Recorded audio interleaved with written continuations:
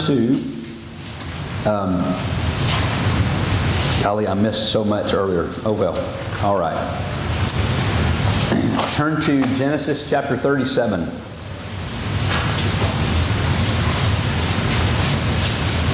I've got like 3 things to say, and I promise it won't be all afternoon. Okay, so some of it's going to kind of sound like all over the place, and I promise it's going to all make sense. But as you read through the story of Joseph, especially the first part that Robert covered last week, you see that he's 17 years old, and his daddy sends him out to take care of the sheep with the brothers, and he tells them a dream, and they hate him. He tells a dream, they hate him more. They plot murder for him to get rid of him. They throw him in a pit. He's sold to this Midianite gypsy caravan kind of a thing. He's sold again as a slave in Egypt. And it's just this one thing after another after another. All of this stuff happens to him, and it's horrible. And then there's this crazy verse that says, and the Lord was with him, and everything he did prospered. What? Seriously? So here's what I saw in that. This isn't a sermon, but I want to put it on you, and then you go chew on it and try to see where it fits in you. See, we have this false narrative in the Western church that says this: if you love God, and if you do right, and you're moral, and you jump through all of the right church hoops, then you're going to have a nice house, and a nice car, and a nice marriage, and nice kids, and everything is going to be hunky-dory with your life because that's who... But wait a minute. It just said he's 17 years old, and he's sold, and in a minute he's accused of rape, he's thrown into prison, he's forgotten... But the Lord was with him, and he had great success. See, here's my contention. My contention is that we have to get over ourselves and get over this idea that because we love God, that somehow He owes us this nice stuff, and that's going to make us appear to be successful. God could care less if we appear to be successful. He only cares about that we appear to have His favor. See, because the favor of God rests on me, or rests on Gina, or rests on whoever, so that God can show the love He has for us to a world that desperately needs it. Right? I mean, God's favor is not on me for me. I get to benefit, but His favor is because of Him. It's who He is. He is love. God is love. And He's trying to express His love to me, to you, to the world. That's what the favor of God is about. And so this is success. And that verse again says, and the Lord was with him. That is success. And so all of a sudden, now get this. This is one of those mind blowers, okay? When I move, watch this. When I move in the favor of God, when I understand, okay, I'm going to just rehearse for just a second. When I understand that I am loved, accepted, approved, that the God of heaven is in love with me, and I am His Son, and all of those things, and I really get that in here, and it works its way out from inside of me, and now all of a sudden, it doesn't matter if I'm in prison, it doesn't matter if I don't have a job, it doesn't matter. That's not what defines me. What defines me is I am an accepted, cherished Son of the Most High. And so when I live from that place, I can pastor Charlotte Road, or I can pastor the Brooklyn Tabernacle. It does not matter. They're the same thing. Why? Because I'm walking in the favor of God. It doesn't matter if I'm an attorney or I won't even say what's the lowest job you can think of. It doesn't matter. I could be the world's best, whatever it is, street sweeper. Huh? Congressman? Yeah. Well, no, I said attorney, congressman, right down there. Okay, huh? I mean, but see, do you get that? When I walk in the favor of God, it's not about a title. It's not about the kind of what's the hood ornament on my car. It's not. It's about I walk in the knowledge of the love of God. Listen, that changes everything. Everything changes. It's not about what's in my checkbook or how I appear to you or whatever. And when you see that in here, in this young man's life, and how that works its way out, but then all of a sudden, when you get that, when that favor happens, watch this. This is one of, Terry and I have, this has been one of our favorite verses, and we've been trying to understand it now for 33 years. Okay? It's in Proverbs. My notes are just like a mess. Proverbs chapter 22.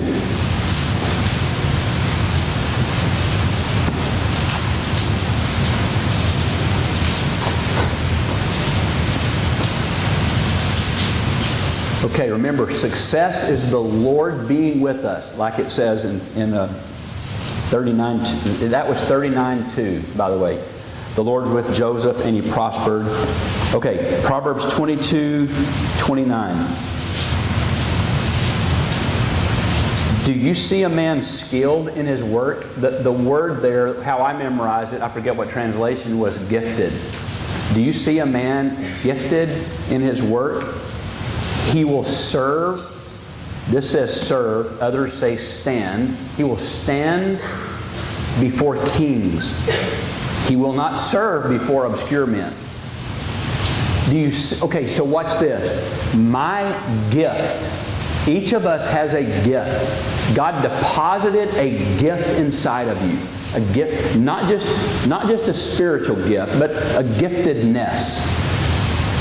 If you go back, and we'll get to this one day, Exodus, when God gave the instructions for the tabernacle, He found these two men. One was Aholiab, and He goes, I am going to gift them to be the craftsmen, to do all of this work on the tabernacle. And they were the ones that had a giftedness to use their hands to beat out the metal and all this thing for the tabernacle. So this pictures all the way through the Word that God has. Like this is a giftedness, what you heard today. That is a gift. You can take lessons, but that's beyond does that make sense? So you have a gift. And the writer Solomon is saying that gift, under the favor of God, will set you before kings. And you will not stand before obscure men. Okay, let's watch that play out. Okay? So how do you make sure that you don't blow that? How did Joseph make sure that his gift was not lost? Okay, here's the first one. Terry pointed this out to me the other morning early in the laundry room.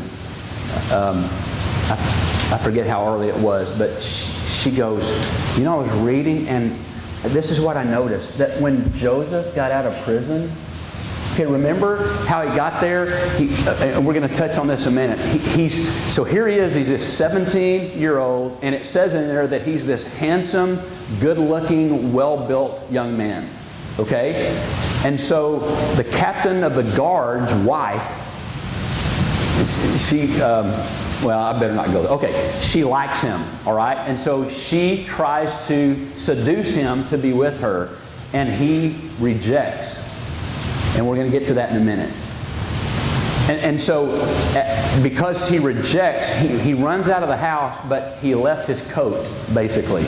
And she's hacked because he didn't respond, and so she begins to scream this word that she's been violated, basically, and saying, he did this to me. The Hebrew did this to me, and he gets thrown in prison, okay? And he gets forgotten and all that. And so 2 years later, we're going to look at what happened in prison. 2 years later, he finally gets out, and Terry goes, look at the first thing out of his mouth. The first words out of his mouth. Pharaoh says, I heard that you can interpret dreams. And he goes, I can't, but God can. If all of that happened to me, and I'm thrown into prison, and the first thing out of my mouth, more than likely is going to be, it's about time. Are you kidding? Really? Really, you left me in there that long? Really, you forgot me, cupbearer? Really, I didn't deserve blah, blah, blah, blah, blah. And I began to just rehearse the whole thing. My daddy, my brothers, my this. I had to wear that stupid mini-colored coat. And I got all of it. Just blah, blah, blah, blah, blah. You know what? Not one time do you ever hear him complain. Not once. One time, one little sentence in prison, he says, I was put here unjustly. Remember me when you get out. But he never complained. Listen, you lose your gift when you're a complainer. The gift that would set you before a king, you lose if you're a complainer, a whiner, always having negative listen, your gift goes and you will not stand. So I want to compare and contrast this. I want to show you some complainers. I've shown this before, so I'll be quick. Go to Exodus chapter 6. I'm going to hurry here. Exodus chapter 6. You're going to have to turn fast because I'm going to make some tracks right here. Exodus chapter 6, verse 1. I want to show you just real quickly what the Israelites... Okay, remember, so as we finish this stuff with Joseph ends up staying in Egypt, and the whole Israelite community is basically built there. And now this is 400 years later, okay? So 400 years later, God is bringing them out of the bondage that he ends up being under Pharaoh. And He's bringing them out. And I want to show you now some things that these people saw and heard. Okay? Watch this. Chapter 6. Then the Lord said to Moses, now you will see what I will do. Because of my mighty hand, Pharaoh will let them go. Because of my mighty hand, He'll drive them out of his country. And God said to Moses, I am the Lord. I appeared to Abraham, to Isaac, and to Jacob as God Almighty. But by my name, the Lord, I did not make myself known to them. That's awesome. I also established my covenant with them to give them the land of Canaan where they lived as aliens. Moreover, I have heard the groaning of the Israelites whom the Egyptians are enslaving. I have remembered my covenant. Therefore, say this to the Israelites, I am the Lord, and I will bring you out from under the yoke of the Egyptians. Okay, we can keep reading there, but I got to go. So the Israelites heard themselves, God is going, I am going to set you free. Okay? And so then they see this. They see the plagues. They see the Nile turn to blood. They see frogs, gnats, flies, locusts. Frogs, gnats, flies, and locusts all over the place except not one on them. Brenda, not one fly got on them. Not one lice got in their hair. They had what are they called? Nits. There were what? Nits? Yeah, there were no nits in the Israelites' hair. I mean, the Egyptians were like, okay, go get some more of that stuff. Wash your hair. Get the gel. Let's comb it out inch by inch. Let's get all the little bugs. Again, here we go again. And on the Israelites, not one. They saw that with their eyes. They saw it over and over and over. They saw hail just beat down everything. They saw darkness, the death of the firstborn, but not one touched an Israelite. That's what they saw, the power of God.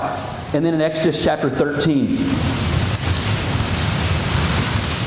okay, so they come to the Red Sea, and they get there, and they see Moses hold up the rod, and the sea parts, and they see all of that. Exodus chapter 13,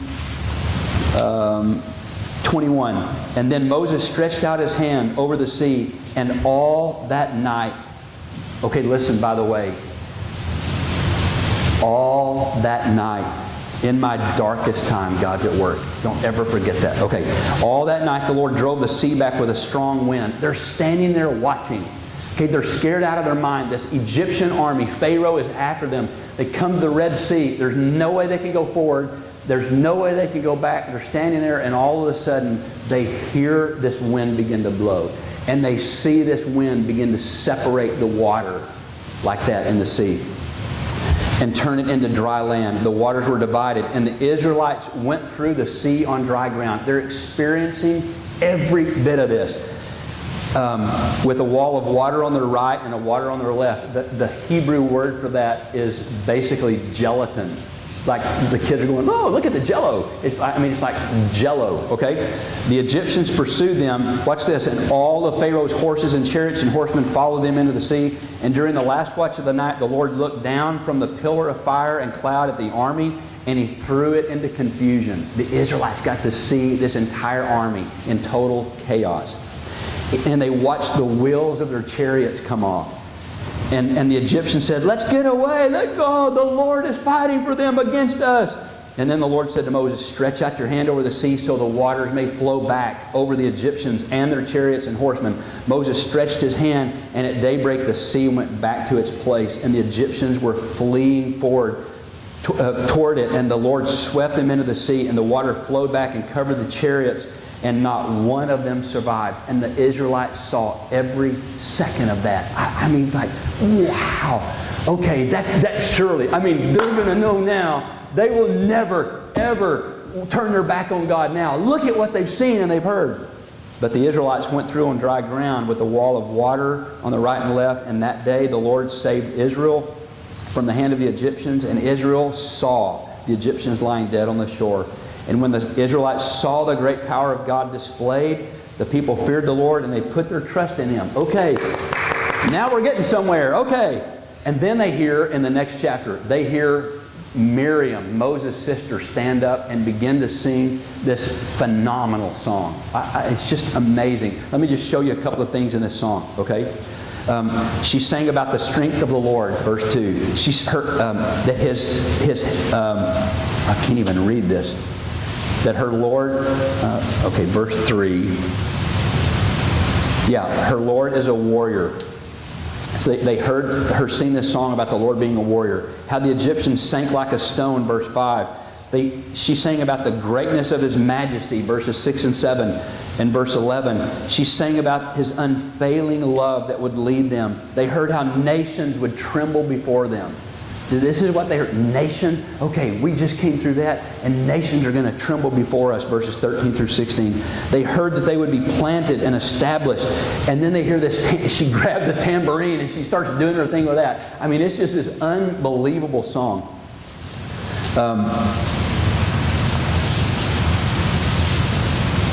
And then she sings in verse 21, sing to the Lord, for He is highly exalted. The horse and its rider He is hurled into the sea. And from there, Moses begins to lead them. Okay? What was their response? Okay, their response is going to be so awesome. Okay? Verse 24. So the people grumbled against Moses. Are you serious? They've just seen all that I described to you. They saw all of that stuff. And 3 days later, 3 days after seeing the parting of the Red Sea, that's phenomenal to me. And 3 days later, they grumble and complain. And you see this over these next chapters to the point where they say this. They go, we should have died there. We're going to die out here. You should have left up in Egypt. We love those onions. Really? Yeah, that's what they said. They're craving onions in Egypt when now they're free and God's going to establish them and His kingdom is going to be set up through them, and they're wanting to go back to baking bricks and eating onions. That's crazy. But here's this 17-year-old boy that gets all this stuff and he goes, I can't, but God can. Listen, and the Israelites, we got to stop looking at that and move on. But they said, it's better off if we die out here. Guess what? 40 years later, not one of them. Not one. It was a self-fulfilling prophecy. And not one of them got to go where God said they could go. They lost their gift because they complained. Listen to me. Stop complaining. I can be more stern than that. Seriously. Change your vocabulary. Stop finding something wrong in every cotton-picking thing. You're losing your gift. You're losing the favor of God because you want to blah, blah, blah. Really? Okay. Thank you. Yeah. Where's Alvin? Alvin, they're starting to get it, man. Garrison, when Garrison was at school at Dallas Baptist, he was like right around the corner was T.D. Jakes' church. And I said, gee, you got to go over there, man. I watch T.D. Jakes every Sunday. Okay, all right. Okay, so back to Genesis. So you lose your gift when you complain. Okay? Sorry, here, lost my place. Okay, chapter 39. Now Joseph had been taken down to Egypt. Okay, we knew that. Potiphar, an Egyptian who was one of Pharaoh's officials, the captain of the guard, bought him from the Ishmaelites who had taken him there. And here it is again. The Lord was with Joseph, and he prospered. So that's prosperity, that the Lord is with you. I was telling Terry the story. I was in somebody's house this week, and I was talking to this lady. Her name's Gabby. So she talked a lot. Now I'm playing. And so we're talking, and I said to her, and I'm not complaining. Don't hear this. I shouldn't have said it now because it's going to sound like you just said not to complain. I'm not complaining. You got to hear the whole sentence. All right. So hear the whole sentence, and you'll see it's not complaint. It's awesome. And I said, you know what? I live from check to check, but I am a rich man. I am filthy rich because Jesus loves me. I am the Son of God. I'm rich in my marriage. I'm rich in my family. I'm rich in my friends. I am rich. Well, she's got these two little kids. And so the little tiny girl, she's like preschool. She goes, "You're rich? How rich are you? How much money do you have?" I go, "You can't count it all. I'm so rich." And her mom was going, "He is rich." And she runs to her brother. "He's rich. You want to see it?" It's so funny.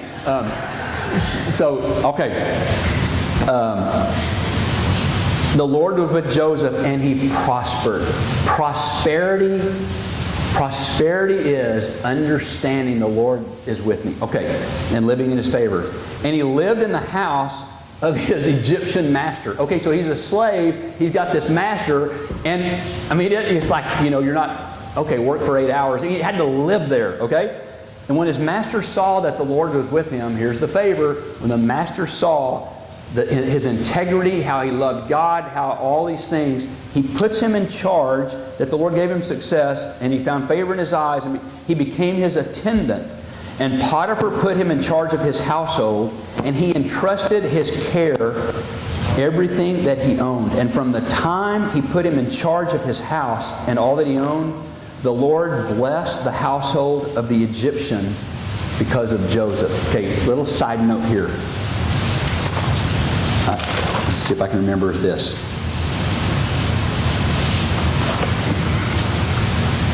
Little questions I ask myself. Are others blessed because of me? I mean, you see here's this man with the favor of God, and he's in this Egyptian's house. He doesn't know he's been sold, and all of a sudden, this man and his whole house is blessed because this young man is there who carries the favor of God. And so I ask myself, this like, it's not an arrogance thing. I mean, I really like taking this close look at me, taking a look at my life. Are other people blessed because I'm there, because of my presence? You got to ask yourself that, okay?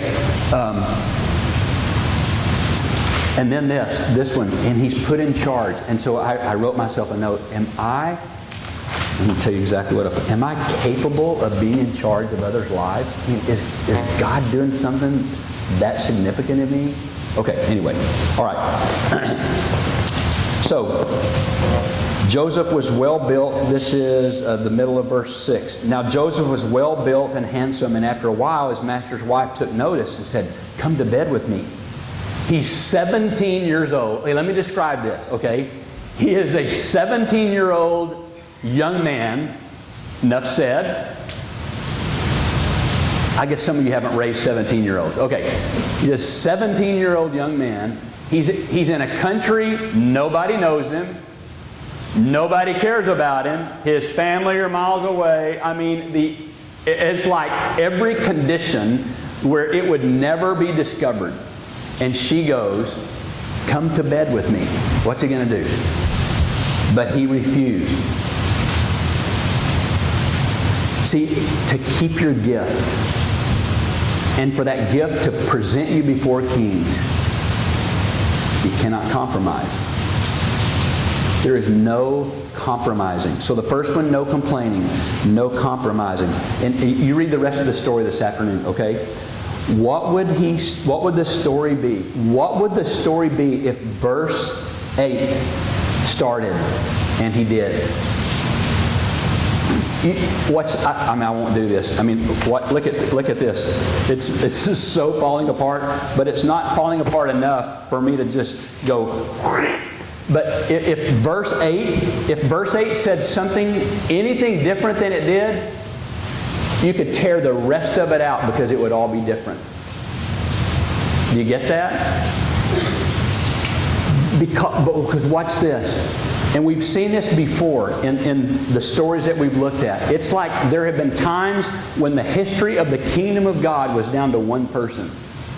Oh God, it's like you're walking a tightrope. What if he falls? And then the seed, the promised seed that started way back there and is one day going to come to Yeshua, the promised seed hinges on this guy, this 17-year-old boy. Oh my goodness. Yep. And if verse 8 said anything else, rip the rest out. Attaboy, Joseph.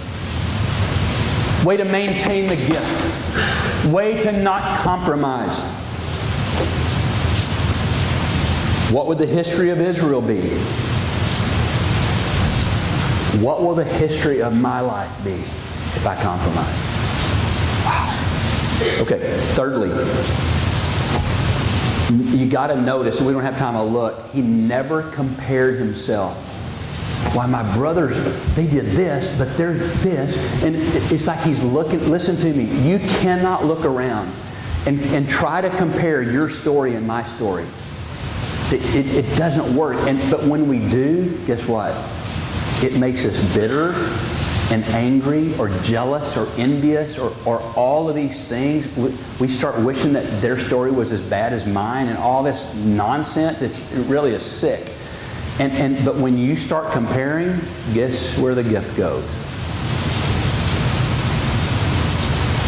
And just jot these down and look at them later. In John chapter 21, verse 22, this is after the resurrection, and Jesus, remember the guys are out fishing, and Jesus makes a fire on the shore, the resurrected Jesus. He starts a fire and he cooks them breakfast. And remember, Peter recognizes it. He jumps out of the boat and throws his clothes off, and he starts swimming to the shore. And they get there, and they have all this deal. And so Jesus brings up that whole thing about, do you love me? That whole thing. And then Peter says this. He goes, but what about... And John writes it. And remember how John says, the disciple whom Jesus loved? I love it. Remember? So when you read in this passage, you go, yeah, the disciple that Jesus loved. John's talking about himself. And Peter starts comparing. And Jesus says to him in chapter 21, verse 22, hey Peter, but what is that to you? Listen, what is that to me? What is it to me that God wants to do something in Alan Dixon's life? What is it? That has nothing to do with me. And if I start comparing and go, well, God, really? I know Alan. Really? Bye-bye, gift. Let me show you a couple of other ones. Luke chapter 18.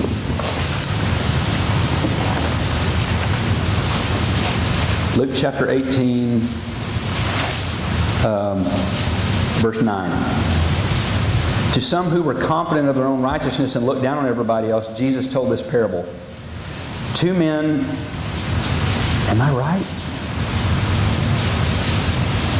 Luke 18.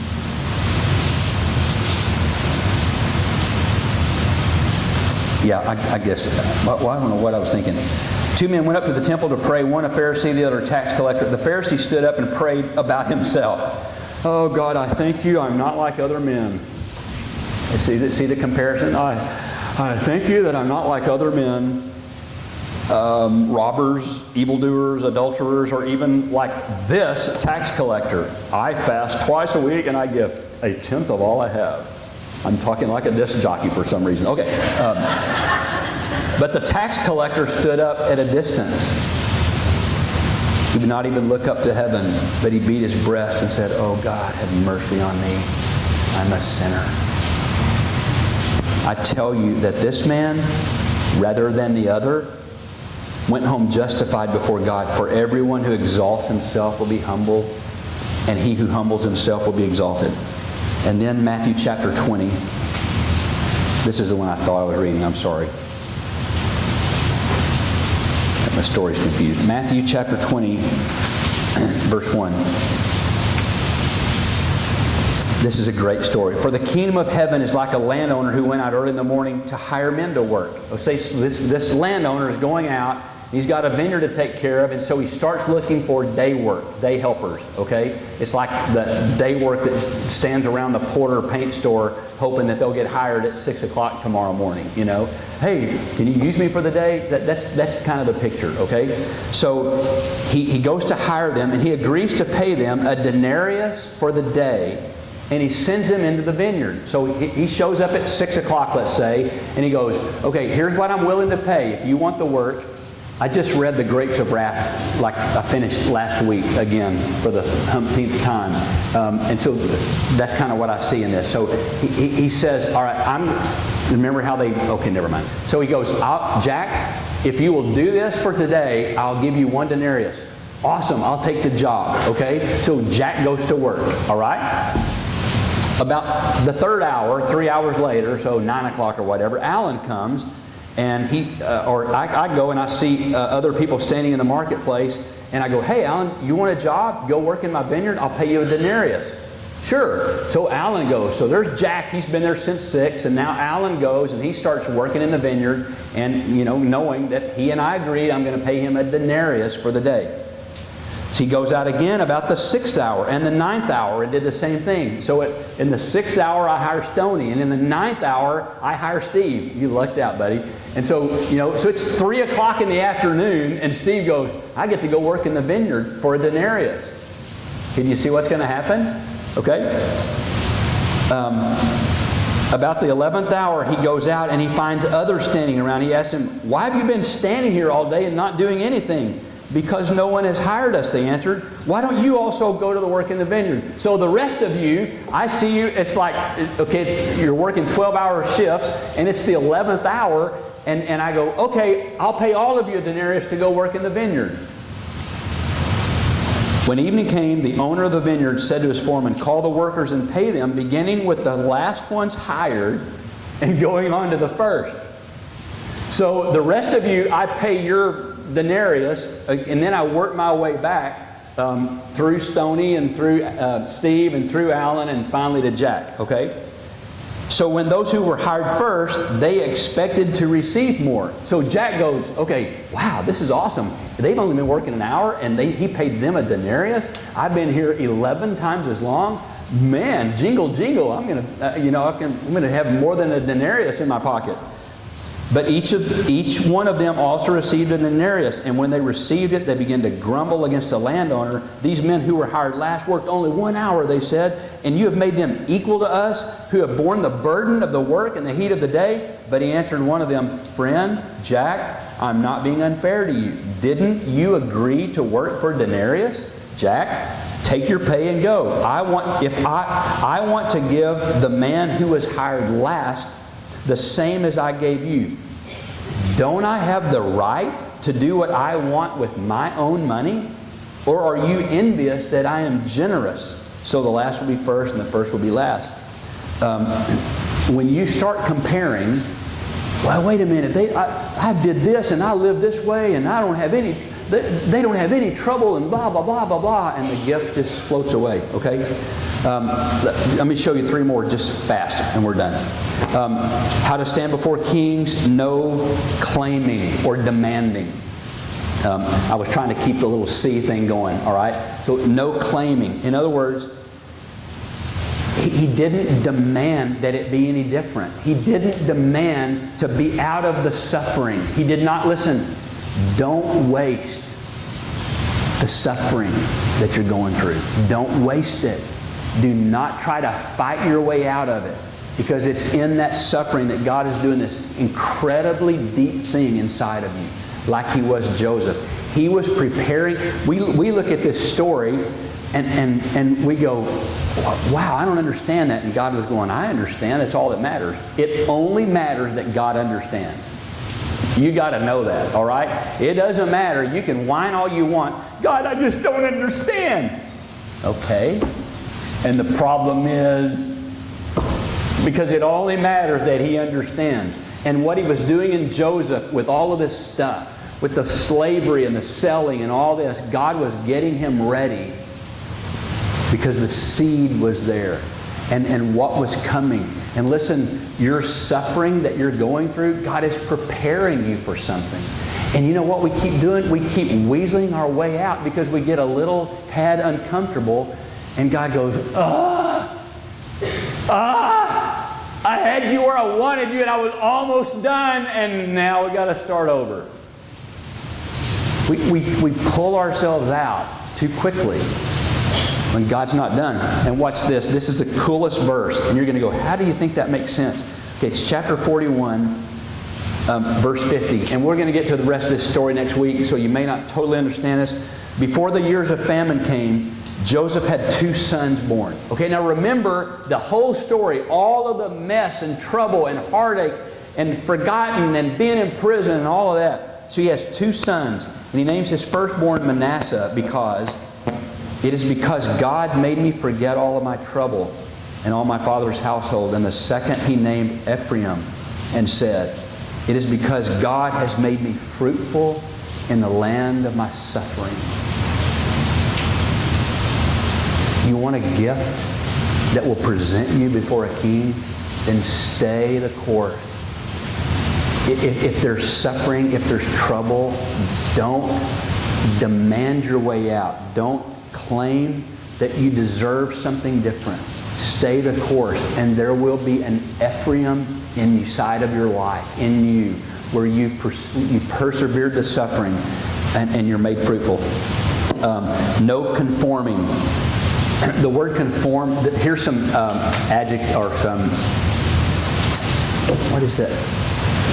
Synonym. Thank you. I was kind of, the synonyms for conforming. Adapt oneself to, agree with, fall in with, swim with the stream, to be regular. So Joseph never